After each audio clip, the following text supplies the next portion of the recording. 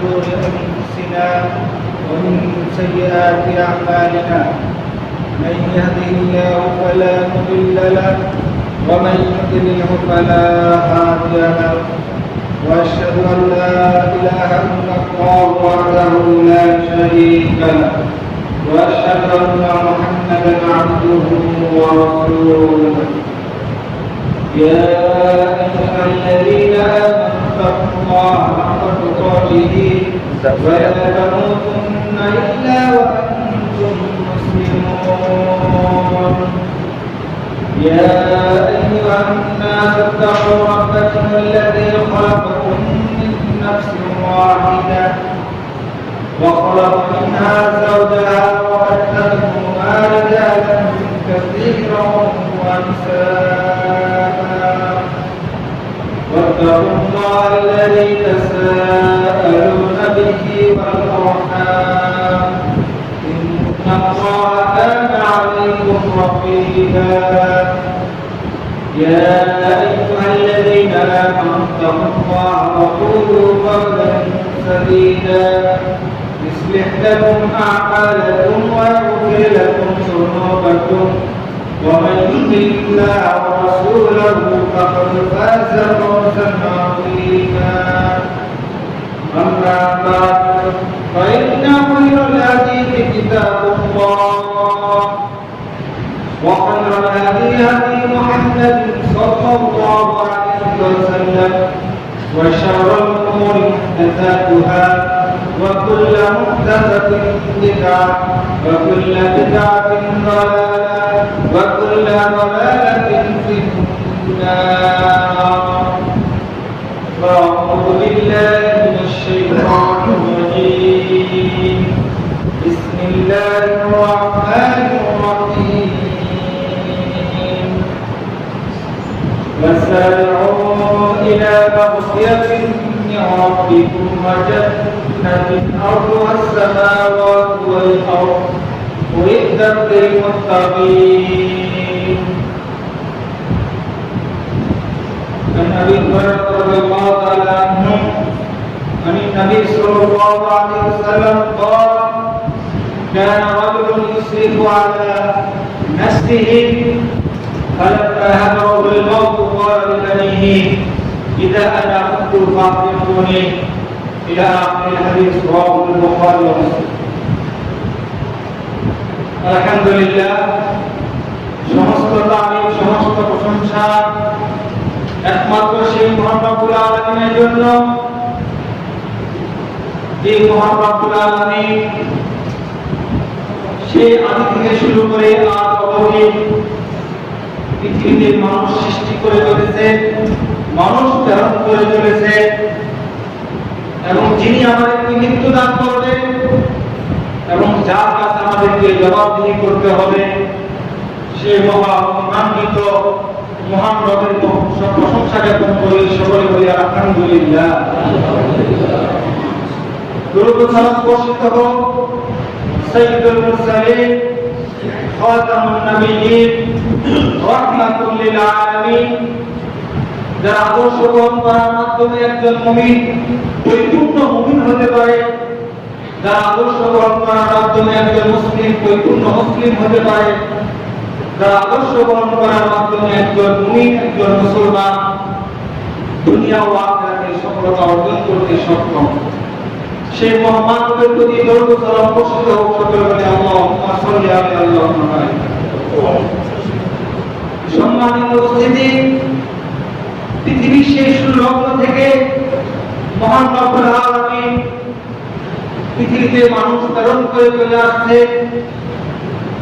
আজ আমরা পৃথিবীতে অবস্থান করতেছি কিছুদিন পর হয়তো অন্য কেউ অবস্থান করবে অনুরূপ যেমন অবস্থান পৃথিবীতে মানুষ প্রেরণ করবে শুধু মানুষ প্রেরণ করাই নয় যেমন করে রব্বুল আলামিন পৃথিবীতে মানুষ প্রেরণ করেছে অনুরূপভাবে আবার সেই মানুষগুলোকে উঠিয়ে নিয়েছে আমরা যেমন আজকে আছি একদিন থাকবো না কালো মাটির নিচে আমাদেরকে মিশে যেতে হবে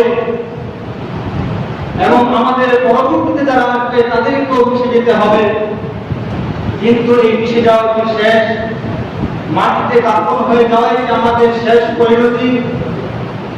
একজন মুসলিম যদি প্রকৃতপক্ষে জানতে সক্ষম হয় যে মাটিতে দাফন হয়ে যাওয়া, মাটিতে বিলীন হয়ে যাওয়া, মাটির সাথে মিশে যাওয়া তার জন্য শেষ নয়, তাহলে একজন মুসলমান কোনদিন সালাত ত্যাগ করতে পারে না। একজন মুসলমান কোনদিন সুদ খেতে পারে না। একজন মুসলমান কোনদিন অন্যের হক নষ্ট করতে পারে না। সম্মানিত উপস্থিতি, আমরা আজ ভুলে গিয়েছি যে আমাদেরকে একদিন চলে যেতে হবে। মাটির সাথে মিশে যাবো ঠিক, কিন্তু এই মাটির সাথে মিশে যাওয়াই শেষ নয়। যেরূপভাবে আল্লাহ সাল্লাল্লাহু আলাইহি ওয়াসাল্লাম বলেন, ইমাম বুখারী রাহিমাহুল্লাহ তার কিতাবে 3481 নম্বর হাদিসে নিয়ে এসেছেন বনী ইসরাইলের এক ব্যক্তির ঘটনা। আল্লাহ রাসূল সাল্লাল্লাহু আলাইহি ওয়াসাল্লাম বলেছেন, কানা ফি বনী ইসরাইল রাজুলুন ইউসরিউ আলা নাফসিহি। বনী ইসরাইলের একজন ব্যক্তি ছিল, সে নিজের উপর অনেক পরিমাণ জুলুম করেছিল। লা ইয়ামালু খায়রান কাত্তু, সে কোনদিন কোনো ভালো আমল করেনি, সে কোনো নেকি অর্জন করেনি।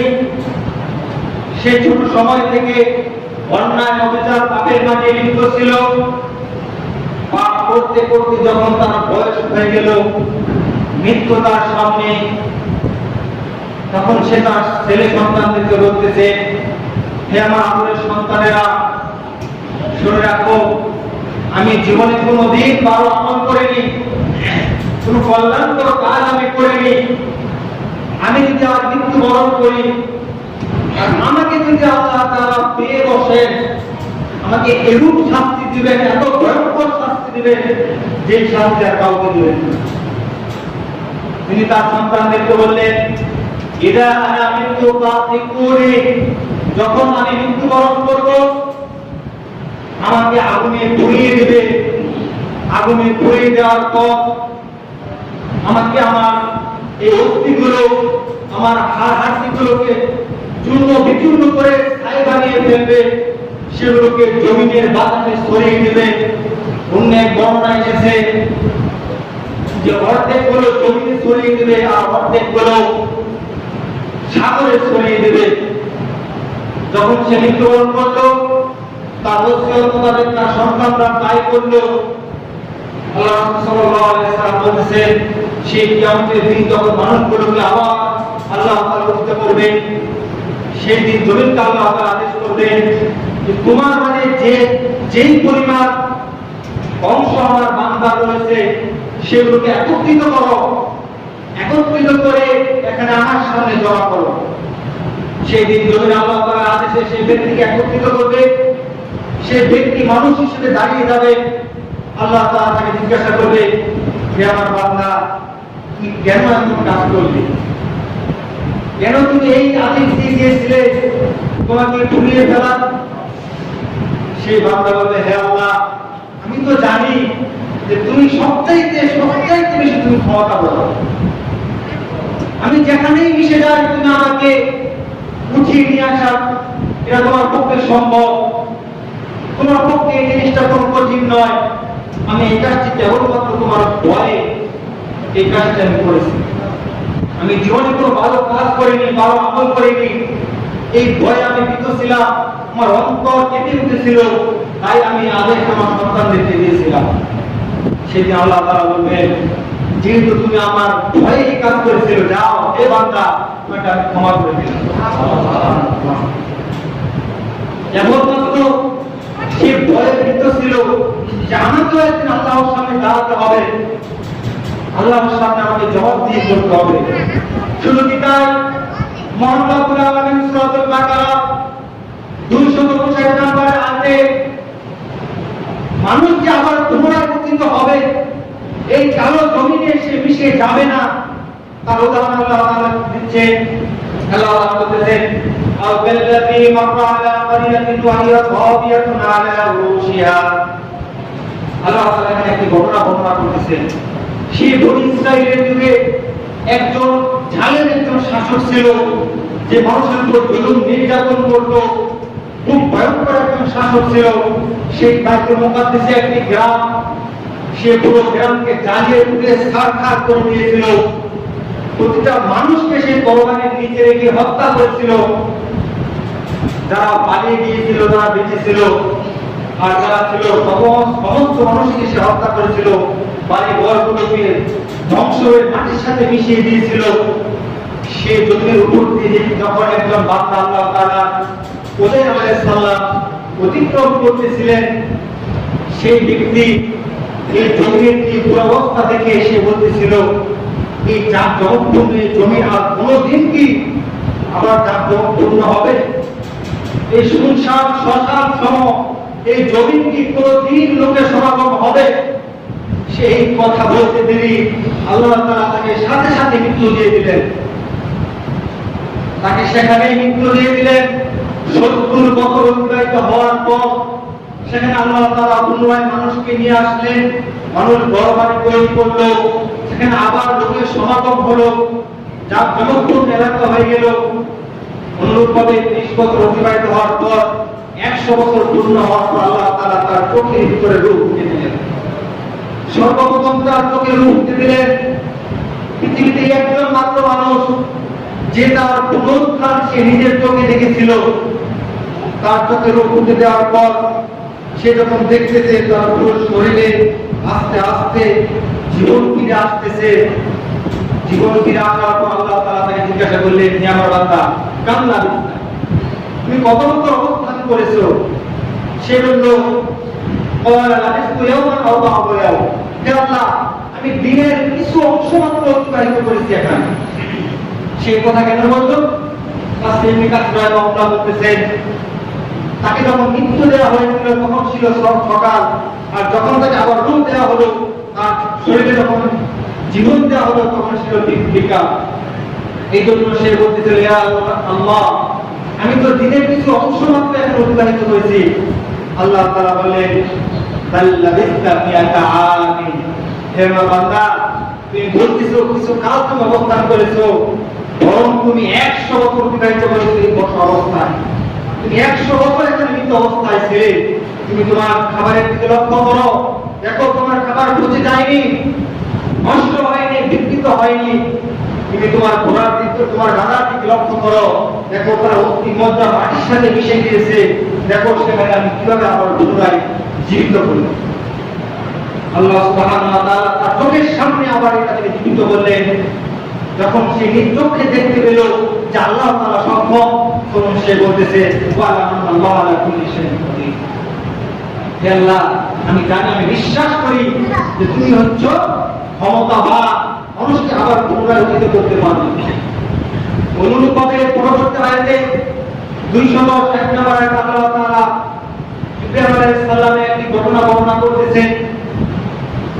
মুসলিম জাহানের পিতা খলিলুল্লাহ তাআলার বন্ধু ইব্রাহিম আলাইহিস সালাম, তিনি আল্লাহকে বলতেছেন, হে ইব্রাহিম রাব্বি আরিনি কাইফা তুহিল মাউতা। হে আল্লাহ, তুমি তো বলতেছো তুমি আমার মৃতকে জীবিত করবে, পুনরায় কিয়ামতের ময়দানে তাদেরকে একত্রিত করবে। আমাকে একটু দেখাও তো তুমি কিভাবে তাদেরকে জীবিত করবে। আল্লাহ তাআলা বলতেছেন, হে ইব্রাহিম, তুমি কি বিশ্বাস করো না? আমি যে মানুষকে পুনরায় আবার জীবিত করতে সক্ষম, এটা কি তুমি বিশ্বাস করো না? ইব্রাহিম আলাইহিস সালাম বললেন, হে আল্লাহ, আমি বিশ্বাস করি, ওয়ালাকিন ইয়াতমাইন্না কলবি। আমার অন্তরের প্রশান্তির জন্য আমি তা দেখতে চাই, আমাকে একটু দেখাও। আল্লাহ তাআলা তখন তাকে বললেন,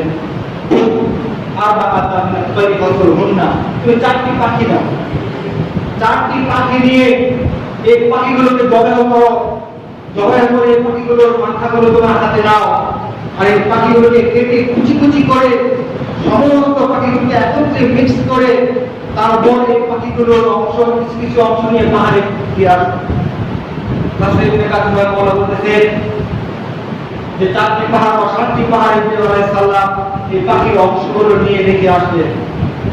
রেখে আসার পর ইব্রাহিম আলাইহিস সালামকে আল্লাহ তাআলা বলেছেন, হে ইব্রাহিম, তুমি তাদের নাম করে তাদেরকে ডাকো। যখন ইব্রাহিম আলাইহিস সালাম তাদেরকে নাম করে পাখির নাম ধরে ডাকছে, তখন তিনি নিশ্চয়ই দেখতেছে যে পাখি রক্তগুলো একবার করে আরেকবার উঠে উঠে একত্রিত হচ্ছে, গোছগুলো একত্রিত হচ্ছে, পাখাগুলো এসে এসে একত্রিত হচ্ছে, চারটি পাখি হয়ে গেল। চারটি পাখি মাথা ছাড়া উঠে আসতেছে, মাথাগুলো ধরে রেখেছে, পাখি এসে মাথাতে লাগার জন্য চেষ্টা করতেছে। ইব্রাহিম আলাইহিস সালাম চিন্তা করলেন, দেখি তো মাথাগুলো অন্য পাখির শরীরে লাগানো যায় কিনা। তিনি চেষ্টা করলেন অন্য পাখির শরীরে লাগানোর জন্য, কিন্তু না, অন্য পাখির শরীরে এই মাথাগুলো লাগতেছে না, নিজ নিজ শরীরে এই মাথাগুলো লেগেছিল। সম্মানিত উপস্থিতি, এই ঘটনাগুলো কোরআনের বলার একমাত্র উদ্দেশ্য এটাই যে মানুষ যখন মৃত্যুবরণ করবে সেই কালো মাটিতে দাফন হয়ে যাবে না। অসংখ্য মানুষ এই আদি থেকে এখন পর্যন্ত অসংখ্য মানুষ কবরস্থ হয়েছে, মাটির সাথে মিশে গিয়েছে। আমরা কবরস্থানে দাফন দিয়ে আসি, অনেক দিন পর যাওয়ার পর আবার সেখানেই নতুন কবর করি, সেই লাশটা পাওয়া যায় না। হয়তো কিছু হাড় পেতে পারি, কিন্তু এটা মাটির সাথে মিশে যায়নি। কিয়ামতের দিন আল্লাহ তাআলা আবার তাদেরকে পুনরুত্থিত করবে। এটা বলার একমাত্র উদ্দেশ্য যে আমরা নিজেরা যাতে বুঝতে পারি যে আমরাও একদিন পুনরুত্থিত হব, আল্লাহ তাআলার সামনে আমাদেরকে জবাবদিহি করতে হবে।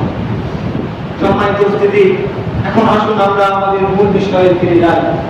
যে আয়াতটি আপনাদের সামনে তেলাওয়াত করেছিলাম, আল্লাহ সুবহানাহু ওয়া তাআলা বলতেছেন, ওয়াসারিউ ইলা মাগফিরাতিন মির রাব্বিকুম ওয়া জান্নাতিন। আল্লাহ তাআলা বলতেছেন, হে আমার বান্দারা, তোমরা তোমাদের রবের ক্ষমা পাওয়ার জন্য প্রতিযোগিতায় লিপ্ত হও। আমরা আজ এমন এক যুগে কিছু উপনীত হয়েছি যে আমরা সম্পদের আশায় প্রতিযোগিতা করি, সম্মানের আশায় প্রতিযোগিতায় লিপ্ত, কে কার আগে উপরে উঠতো সেই প্রতিযোগিতায় আমরা লিপ্ত। কিন্তু মহান রব্বুল আলামিন কি বলতেছেন? বলতেছেন, ওয়াসারিউ ইলা মাগফিরাতিন। হে আমার বান্দারা, তোমরা আমার ক্ষমা পাওয়ার জন্য প্রতিযোগিতা করো। ওয়া জান্নাতিন, এবং ওই জান্নাত যে জান্নাতের বিস্তৃত হচ্ছে আসমান এবং জমিন। সম্মানিত উপস্থিতি, সেই আসমান এবং জমিনের পরিমাপ যদি আপনাদেরকে করতে চাই, আল্লাহ তাআলা বলতেছেন যে এক আসমান থেকে আরেক আসমানের দূরত্ব হচ্ছে 500 বছরের দূরত্ব। এরূপ যদি আমরা হিসাব করি তাহলে দূরত্ব হবে প্রায় 7000 বছরের দূরত্ব। এত বড় জান্নাত নবী সাল্লাল্লাহু আলাইহি সাল্লাম অন্য এক হাদিসে বর্ণনা করতেছেন যে জান্নাতের যে দরজা রয়েছে, আমাদের এই মসজিদের দরজা দুই কপাটে, আমাদের মসজিদের দরজা দুইটি কপাট রয়েছে। আল্লাহ রাসূল সাল্লাল্লাহু আলাইহি সাল্লাম বলতেছেন, জান্নাতে এরকম এক একটি কপাট, এক একটি দরজার দূরত্ব হচ্ছে এই মদিনাতে, মক্কা থেকে বাহরাইনের হাজার শহরের দূরত্ব। সুবহানাল্লাহ, এই একটি জান্নাতের এই দুই কপাটের এক কপাট দিয়ে একসাথে লক্ষ লক্ষ কোটি কোটি মানুষ জান্নাতে প্রবেশ করতে পারে। এত বড় জান্নাত কাদের জন্য প্রস্তুত করে রাখা হয়েছে? আল্লাহ তাআলা বলতেছেন, ওই জান্নাতের মুত্তাকিন, মুত্তাকিদের জন্য জান্নাত প্রস্তুত করে রেখেছে। এই নিয়ামত, এই শান সম্পদ আমি কেবলমাত্র মুত্তাকিদের জন্য প্রস্তুত করে রেখেছি। কোরআনে আল্লাহ তাআলা অসংখ্য বার, অসংখ্য জায়গায় মানুষকে জান্নাতের কথা বলেছে। কোন আমল করলে জান্নাতে যাবে, কোন কোথায় দান করলে জান্নাতে যাবে, এরকম আল্লাহ তাআলা বলেছেন। কিন্তু আল্লাহ তাআলা এখানে বলতেছেন যে আমি প্রস্তুত করে রেখেছি জান্নাতকে মুত্তাকিদের জন্য। এখন আসুন আমরা মুত্তাকিদের কয়েকটি গুণাবলী সম্পর্কে আলোচনা করি। সম্মানিত উপস্থিতি, আল্লাহ তাআলা সূরা আল ইমরানের 133 থেকে 135 নম্বর আয়াতে বলতেছেন, الذين ينفقون في السراء والضراء والكاظمين الغيظ والعافين عن الناس। আল্লাহ তাআলা বলতেছেন, الذين ينفقون في السراء والضراء, যে ব্যক্তিরা সচ্ছল এবং অসচ্ছল অবস্থায় দান করে তারা হচ্ছে মুত্তাকি। কিরূপ? ধরুন আপনার অনেক টাকা পয়সা রয়েছে, লক্ষ লক্ষ টাকা, কোটি কোটি টাকা, আপনি 5,000 10,000 টাকা দান করলে আপনার কিছুই যায় আসে না, আপনার কোনো সমস্যাই হয় না, আপনি দান করতেছেন। কিন্তু যখন আপনার টাকা থাকবে না, আল্লাহ না করুন কোনো এক সময় এখনো হতে পারে আপনি দিন আনির দিন খান, টাকা পয়সা নেই, সম্পদ সব ধ্বংস হয়ে গিয়েছে, ওই সময় আপনি 10 টাকা দান করেন, 5 টাকা দান করেন, এই হচ্ছে সচ্ছল অবস্থায় দান করা আর অসচ্ছল অবস্থায় দান করা। এখন আসুন আমরা যে দান করব, এই দান করাটা আমরা কার থেকে শিখব, কার থেকে শিক্ষা নেব? একটি কথা আছে যে আপনি যেমন হবে আপনার অধীনস্থরাও তেমনই হবে। আপনি যদি ন্যায়পরায়ণ হন, আপনার অধীনস্থরা ন্যায়পরায়ণ হবে। আপনি যদি দানশীল হন, আপনার সন্তানেরা দানশীল হবে, আপনার আত্মীয়স্বজনরা দানশীল হবে। সম্মানিত উপস্থিতি, যদি সেই ইসলামের শরীয়তে আমরা চলে যাই, আল্লাহ রাসূল সাল্লাল্লাহু আলাইহি সাল্লামের যুগে মা আয়েশা রাদিয়াল্লাহু তাআলা আনহা বলতেছেন যে আমরা এমন সময় পার করেছি যে 1 মাস পর্যন্ত আমাদের চুলায় কোনো আগুন জ্বলে, খাবার রান্না করে খাবো এরকম খাদ্য আমাদের ছিল না। সম্মানিত উপস্থিতি, নবী সাল্লাল্লাহু আলাইহি সাল্লাম অসংখ্য যুদ্ধ করেছেন, যুদ্ধ থেকে গনিমতের মাল পেয়েছেন, অসংখ্য সম্পদ পেয়েছেন, কিন্তু বাড়িতে এনে তিনি জমিয়ে রাখেননি। তিনি দান করে দিয়েছেন, সমস্ত সম্পদ পানির মতো দান করে দিয়েছেন। হাদিসে রয়েছে আল্লাহ রাসূল সাল্লাল্লাহু আলাইহি সাল্লাম যখন দান করতেন যেন বাতাসের প্রবাহিত বাতাসের ন্যায় দান করতেন, কিছুই রাখতেন না, সমস্ত কিছু দান করে দিতেন। নবী সাল্লাল্লাহু আলাইহি সাল্লাম যেরকম দান করতেন তার সাহাবীরা এরকম দানশীল ছিলেন। দেখুন তাবুকের যুদ্ধে আল্লাহ রাসূল সাল্লাল্লাহু আলাইহি সাল্লাম যখন বললেন, হে আমার সাহাবারা, আজ মুসলিমদের সামনে বিপদ ঘনীভূত, সামনে মহাবিপদ, সামনে কাফেরদের বিরুদ্ধে যুদ্ধ করতে হবে, তোমরা দান করো, তোমাদের কার কাছে কি রয়েছে আমার কাছে নিয়ে জমা করো। সম্মানিত উপস্থিতি, সর্বপ্রথম যে ব্যক্তি দান নিয়ে এসেছিল সে হচ্ছে আবু বকর রাদিয়াল্লাহু তাআলা। আবু বকর রাদিয়াল্লাহু তাআলাকে জিজ্ঞাসা করলেন, হে আবু বকর, তুমি বাড়িতে কি রেখে এসেছো? আবু বকর বললেন, হে রাসূলুল্লাহ, আল্লাহ এবং তার রাসূলকে বাদ দিয়ে সমস্ত কিছু আমি আমার বাড়ি থেকে নিয়ে এসেছি আপনার সামনে উপস্থিত করেছি। সম্মানিত উপস্থিতি, আর যদি আমরা বিশ্লেষণ করি, ওসমান রাদিয়াল্লাহু তাআলা আনহু তিনার দানের পরিমাণ এত ছিল, নবী সাল্লাল্লাহু আলাইহি সাল্লাম ওসমান রাদিয়াল্লাহু আনহু দানগুলো উঠিয়ে পাঠিয়ে দেখতেছিলেন আর বলতেছিলেন, হে ওসমান, আজকের পর থেকে তুমি যাই করো না কেন এই সম্পর্কে তোমাকে জিজ্ঞাসা করা হবে, তোমার কোনো ক্ষতি হবে না, তুমি আজকের পর থেকে যা ইচ্ছা তাই করতে পারো। সম্মানিত উপস্থিতি, ওসমান রাদিয়াল্লাহু তাআলা 900টি উট দান করেছিলেন, 100টি ঘোড়া দান করেছিলেন, আর অসংখ্য স্বর্ণ মুদ্রা দান করেছিলেন। অনুরূপভাবে আমরা যদি দানের দিকে লক্ষ্য করি, আব্দুর রহমান ইবনে আওফ রাদিয়াল্লাহু তাআলা আনহু তিনি ছিলেন মদিনার সবচাইতে বেশি ধনী ব্যক্তি, সবচাইতে সম্পদ ছিল তো আব্দুর রহমান ইবনে আওফ রাদিয়াল্লাহু তাআলা। কিসের বিজনেস, ওনার কত সম্পদ রয়েছে, এর চাইতে হাজার কোটি লক্ষ কোটি বেশি সম্পদ ছিল আব্দুর রহমান ইবনে আওফ রাদিয়াল্লাহু তাআলা। ওনার যখন সিরিয়া থেকে কাফেলা আসতেছিল, আল্লাহ রাসূলের মৃত্যুর পর 700টি উটের উপর বোঝাই করে অগণিত সম্পদ বোঝাই হয়ে যখন সিরিয়া থেকে মদিনাতে না সম্পদ আসতেছিল, মদিনাতে সমাগম হয়ে গেল লোকের মাঝে। সমস্ত লোকের শুধু একটি কথা, এত সম্পদ আসতেছে, আব্দুর রহমান ইবনে আওফের মদিনাতে প্রবেশ করতেছে। এই কথা যখন আয়েশা রাদিয়াল্লাহু তাআলা আনহার কানে গেল, তিনি বললেন যে আব্দুর রহমান ইবনে আওফ, আল্লাহ রাসূল সাল্লাল্লাহু আলাইহি ওয়াসাল্লাম বলেছেন যে এই আব্দুর রহমান ইবনে আওফ জান্নাতে প্রবেশ করবে হাওয়া করে দিয়ে। এই কথা বলার পর যখন আব্দুর রহমান ইবনে আওফ রাদিয়াল্লাহু তাআলা আনহুর কানে এই কথা গেল, তিনি বললেন, আল্লাহ রাসূল এই কথা বলে গেছেন, ইনশাআল্লাহ আমি জান্নাতে সোজা দাঁড়িয়ে যাব, আমি জান্নাতে দাঁড়িয়ে দাঁড়িয়ে জান্নাতে প্রবেশ করব। তিনি যখন ঘোষণা করে দিলেন, আমি আমার এই সম্পদ দান করব, কার সম্পদের প্রয়োজন রয়েছে আমার কাছে আছে। মদিনার একজন আনসার চলে আসলো আব্দুর রহমান ইবনে আওফ রাদিয়াল্লাহু তাআলার কাছে, এসে বললেন, আমাকে কিছু দান করে, আমি অসহায়, আমি গরীব। আব্দুর রহমান ইবনে আওফ বললেন, তুমি কি চাও বলো, আমাকে তোমাকে তাই দেওয়া হবে। তখন সে ব্যক্তি বলল, আপনার যে উটের কাফেলা আসতেছে, এই কাফেলার প্রথম নাম্বার যে উটটি থাকবে সেই উটটি আমাকে আপনি দান করুন। আব্দুর রহমান ইবনে আওফ তার কর্মচারীকে বলে দিলেন, যাও তাকে প্রথম উটটি দিয়ে দাও। কিছুক্ষণ পর তার সেই কর্মচারী এসে বলতেছে, হে আমার মালিক, আপনি যে তাকে উঠিয়েছেন, দান করেছেন, ভালো কথা, কিন্তু একটা সমস্যা হয়ে গিয়েছে। তো কি সমস্যা? তাকে তো দিয়ে দিয়েছি, দিয়ে দাও তাকে তো। তখন সেই কর্মচারী বলল, আপনি তাকে কাফেলার প্রথম নাম্বার উঠতে দিয়েছেন, আর ওপের কাফেলার একটি নিয়ম হচ্ছে যে প্রথম নাম্বার ও যেদিকে যাবে পিছনে সমস্ত সেই দিকে যাবে। লাইন তারা বিচ্যুত হবে না, লাইন কোনোদিন তারা বন্ধ করবে না।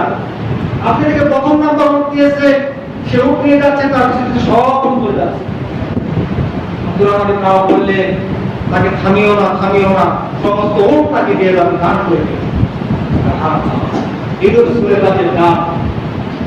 অনুরূপভাবে ওমর রাদিয়াল্লাহু তাআলা আনহুর ছেলে, অর্থজাহাজ শাসনকারী ওমর রাদিয়াল্লাহু তাআলা আনহুর ছেলে আব্দুল্লাহ যখন বৃদ্ধ বয়সে উপনীত হলেন, মৃত্যু উপনীত হয়ে গেল, তিনি বুঝতে পারতেছেন বেশি দিন আর তিনি বাঁচবেন না। তিনি তার সন্তানদের কাছে বললেন, আমার খুব ইচ্ছা আমি একটি বড় মাছ খাবো। আমাদের সেই যুগে বড় মাছ পাওয়া খুবই কঠিন। মরুভূমিতে বড় মাছ পাওয়া, মাছ তো পাওয়া যায় না, বড় মাছ কোথায় পাবে? খোঁজ করতে লেগে গেল, বিভিন্ন জায়গায় খোঁজ করতে লাগলো, পাওয়া যাচ্ছে না, পাওয়া যাচ্ছে না। অনেক কষ্টে, অনেক চেষ্টা করার পর একটি মাছ পাওয়া গেল। আর কোনো মাছ পাওয়া গেল না, একটি মাত্র বড় মাছ পাওয়া গেল। মাছ এনে রান্না করা হলো। রান্না করার পর আব্দুল্লাহ ইবনে ওমর রাদিয়াল্লাহু তাআলা আনহুর সামনে পেশ করা হলো। তিনি যখন খেতে শুরু করবেন, এইরূপ সময় দরজাতে একজন অসহায় ব্যক্তি এসে উপস্থিত। তিনি বলতেছেন, আমাকে দান করো। তখন আব্দুল্লাহ ইবনে ওমর রাদিয়াল্লাহু তাআলা বলতেছেন, তাকে মাছ নিয়ে দান করে দিয়ে দাও। তার সন্তানরা বলতেছেন, অনেক কষ্টে, অনেক চেষ্টা করার পরে মাছ পেয়েছি, আপনি মাছ খেয়ে নেন, তাকে আমরা এর সমপরিমাণ অর্থ দিয়ে দেব। তিনি বললেন, যাও সে অর্থ নিয়ে এসো। অর্থ নিয়ে আসার পর বললেন, এই মাছ এবং এই অর্থ দুটোটাই তাকে দিয়ে দাও। তখন তার ছেলেরা বলে, আপনি এমন কেন করতেছেন? ঠিক আছে, আমরা অর্থ দেব এবং পাতিলে আরো কিছু মাছ রয়েছে, সেই মাছ তাকে দিয়ে দেবো, এটা আপনি খেয়ে নেন।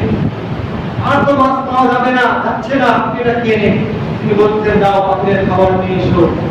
পাতিলের খাবার নিয়ে আসা হলো। তিনি বলতেছেন, আমার খাবার, পাতিলের খাবার আর এই সম্পদ সবগুলো তাকে দিয়ে দাও। তার সন্তানের অবাক, কি ব্যাপার, কি বল? মানে জিজ্ঞাসা করা হলো, আপনি কেন এমন করতেছেন? তখন তিনি বলছেন, যখন আমি খেতে শুরু করবো, এমন সময় আমার সামনে ফকির এসে উপস্থিত, এই অসহায় ব্যক্তি এসে উপস্থিত। তখন আমার একটা আয়াত মনে হয়ে গেল। আল্লাহ সুবহানাহু ওয়া তাআলা বলতেছেন, লান তানালুল বিররা হাত্তা তুনফিকু মিম্মা তুহিব্বুন। তোমরা যতক্ষণ পর্যন্ত পরিপূর্ণ সওয়াব অর্জন করতে পারবে না, ততক্ষণ পর্যন্ত পরিপূর্ণ মুমিন হতে পারবে না, যতক্ষণ পর্যন্ত তোমরা তোমার ভালোবাসার জিনিস দান না করবে। এই কথা স্মরণ হয়ে গিয়েছে আমার। আমি চিন্তা করলাম যে জীবন তো আর বেশি নেই, এই আয়াতের উপর আমল করে নেই, হয়তো আল্লাহ তাআলা এই আয়াতের উসিলায় আপনি ক্ষমা করে দিবেন, আমি জান্নাতুল ফেরদাউস দান করব। সুবহানাল্লাহ। এই হচ্ছে মুমিনদের গুণাবলী। একজন মুমিন কখনো নিজের কথা চিন্তা করে না, নিজের কথা চিন্তা করার পূর্বে অন্য মুসলিমের কথা একজন মুমিন চিন্তা করে। এটাই হচ্ছে মুমিনের স্বভাব। সম্মানিত উপস্থিতি, আমরা যদি মুত্তাকি হতে চাই, যে ঘোষণা আল্লাহ তাআলা তার কোরআনে দিয়েছেন, হুদাতুল মুত্তাকিন, যে মুত্তাকিদের জন্য জান্নাত প্রস্তুত করে রাখা হয়েছে, তাহলে আমাদের তো এরূপ হতে হবে, আমাদের তো এরূপভাবে দান করতে হবে। সম্মানিত উপস্থিতি, মুত্তাকিদের দ্বিতীয় গুণ বর্ণনা করতে যে আল্লাহ তাআলা বলেছেন, ওয়াল কাযিমিনাল গায়যা, মুত্তাকি হচ্ছে তারা, দ্বিতীয় নম্বর গুণ হচ্ছে ওই ব্যক্তিরা যারা তাদের রাগকে নিজের মাঝেই হজম করে নেয়, যারা তাদের রাগকে কন্ট্রোল করে, যারা রাগকে প্রকাশ হতে, বাহির হতে দেয় না, তাই হচ্ছে মুত্তাকি। সম্মানিত উপস্থিতি, রাগ এমন একটি বিষয়, এত মারাত্মক একটি বিষয়, যখন মানুষের রাগ হয় সমস্ত ধ্বংস হয়ে যায়। যেমন ঝড় যেমন একদিক থেকে চলে আসে, সমস্ত কিছু ধ্বংস করে নিয়ে যায়, রাগ হচ্ছে এরূপ, যে যত বড় ব্যক্তি তার রাগের পরিমাণ তার রাগের ভয়াবহতা কত বেশি। সে যখন রেগে যায় সমস্ত কিছু বরবাদ করে দেয়। সম্মানিত উপস্থিতি, একটি হাদিস বর্ণনা করে যায়, নবী সাল্লাল্লাহু আলাইহি ওয়াসাল্লাম বলতেছেন যে শয়তান রয়েছে, বিতাড়িত শয়তান, যে আল্লাহ তাআলাকে অস্বীকার করেনি, কিন্তু আদম আলাইহিস সালামকে সিজদা না করার কারণে অভিশপ্ত হয়েছিল। সেই শয়তান সে সমুদ্রের মাঝে তার বিশাল আরশ রয়েছে, যেমন চেয়ার কুরসি, বিশাল এক কুরসি রয়েছে, সেই কুরসিতে সে বসে থাকে। আর অসংখ্য শয়তান তার অনুসারী রয়েছে, যারা মানুষদেরকে ধোঁকায় ফেলে, মানুষদেরকে ওয়াসওয়াসা প্রদান করে, একজন একজন করে তার সামনে যে প্রতিদিন তার কাছে রিপোর্ট পেশ করে। কোন শয়তান কতটুকু কাজ করতে পারলো, কোন ব্যক্তিকে কতটুকু গোমরাহ করতে পারলো, ক্ষতি করতে পারলো, এই রিপোর্ট গুলো সেই শয়তানের কাছে দিয়ে আসে। সেই শয়তানের কাছে যে এক শয়তান বলতেছে যে আজকে একজন ব্যক্তি, ব্যবসায়ী ব্যক্তি, সে ব্যবসা করতেছিল, মানুষকে সে মেপে মেপে তার ব্যবসার পণ্য বিক্রি করে। সে যখন মাপতেছিল, আমি তার অন্তরে যে ওয়াসওয়াসা প্রদান করলাম যে সারা জীবন তো সঠিক মাপ দিয়ে আসবে, আজকে একটু কমই দাও, সমস্যা হবে না, বুঝতেও পারবে না, কারণ তোমাকে সবাই বিশ্বাস করে, তুমি সব সময় পূর্ণ মাপ দিয়ে মানুষকে সদায় দিয়ে থাকো, আজকে একটু কম দাও, মাপে একটু কম দিয়ে দাও, কোনো সমস্যা হবে না। সে হলো একটু কম দিয়ে দিল। শয়তান যে বলতেছে আমি তাকে অসহায়তা দিয়ে এই কাজটি করিয়েছি। শয়তান বলতেছে কত বড় কিছু হলো না, কত বড় কাজ হলো না এটা। দ্বিতীয় শয়তান এসে বলতেছে একজন ব্যক্তি খুব ভালো মানুষ, মানুষকে দাঁড় দিয়ে থাকে, যেই তার কাছে সাহায্যের জন্য আসে তাকে সে সাহায্য করে। একদিন সে যখন সাহায্য করতেছিল, তখন আমি তার মনে যে ওয়াসওয়াসা দিলাম, কত সম্পত্তি মানুষকে দাঁড় দিয়েছে, আজকে এই গাড়ির বিনিময়ে কিছু শোধ চেয়ে না, এত টাকা আমি তোমাকে দেব, এই টাকার বদলে আমাকে একটু বেশি দিতে হবে। শয়তানের ওয়াসওয়াসা দেওয়ার পর সে তাই করল। শয়তান যে বলতেছে আমি এই কাজটা করতে এসেছি, তখন সে বড় শয়তান বলতেছে কত বড় কোনো কাজ হয়ে যায় এটা। দ্বিতীয় নাম্বার শয়তান গেল, সে যে বলতেছে যে একজন মাদ্রাসার ছাত্র, সে মাদ্রাসায় পড়ালেখা করে, নিয়মিত যায় মাদ্রাসায়, ঠিকভাবে পড়তেছিল। আমি একদিন তাকে রাস্তায় পেয়ে বসলাম, তার মনে ওয়াসওয়াসা দিলাম যে মাদ্রাসায় তো যাওই এতদিন, এখন মাদ্রাসা যাওয়া বন্ধ করে দাও, কিছুদিন পরে যাও। সে মাদ্রাসায় না গিয়ে অন্যত্র চলে গেছে, আমি তাকে মাদ্রাসা যাওয়া থেকে বিরত রেখেছি, কাজের কাজ করেছি। শয়তান বলল কত বড় কোনো কাজ হয় না। চতুর্থ নাম্বার শয়তান এসে বলতেছে একজন স্বামী স্ত্রী, দুইজন স্বামী স্ত্রী, তাদের মধ্যে খুব ভালো সম্পর্ক, এত ভালো সম্পর্ক আর হয় না, একে অপরকে সহযোগিতা করে, তাদের ভালোবাসা অগাধ। একদিন কোন একটি ছোট বিষয় নিয়ে তাদের মাঝে ঝগড়া হলো, রাগ হয়ে গেল, আমি ওয়াসওয়াসা দিলাম যে তালাক দিয়ে দাও। এই রাগের মাথায় সে তার স্ত্রীকে তালাক দিয়ে দিল। এই কথা শোনা দেরি সেই বড় শয়তান